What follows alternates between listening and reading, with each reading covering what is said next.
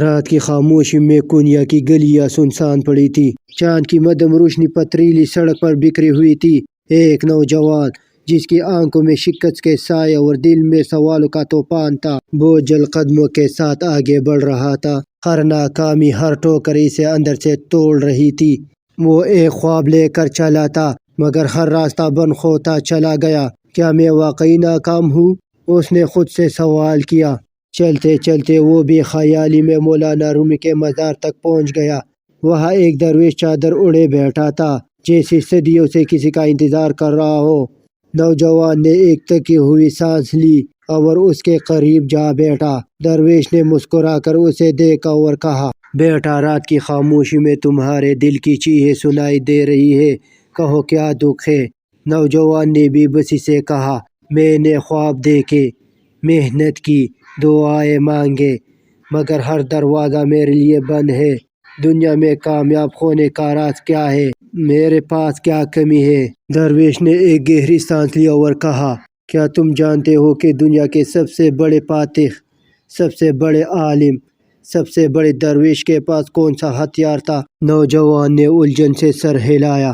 وہ ہتھیار نہ دولت تھا، نہ طاقت، نہ چالاکی، وہ ہتھیار تھا صبر و استقامت۔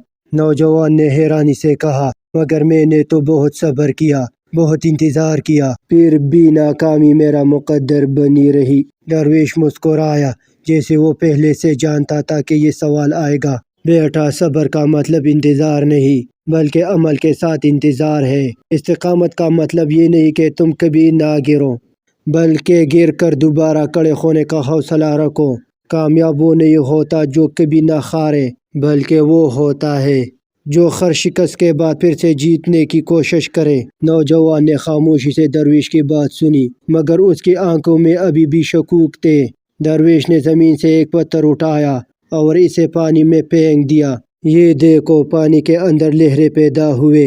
اگر میں بار بار پتھر پھینکوں گا تو پانی میں ارتعاش بڑھتا جائے گا۔ اسی طرح اگر تم مسلسل محنت کرو گے تو کائنات تمہاری محنت کو رد نہیں کر سکتی۔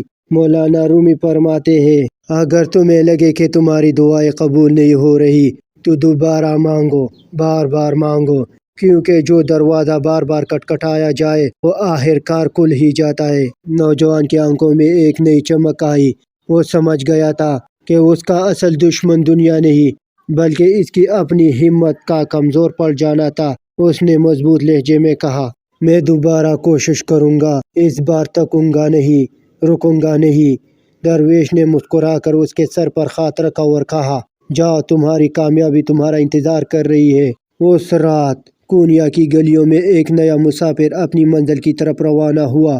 وہ جو گرنے سے نہیں، ہار ماننے سے ڈرتا تھا، اور وہ جانتا تھا کہ اب اس کے پاس کامیابی کا اصل ہتھیار تھا۔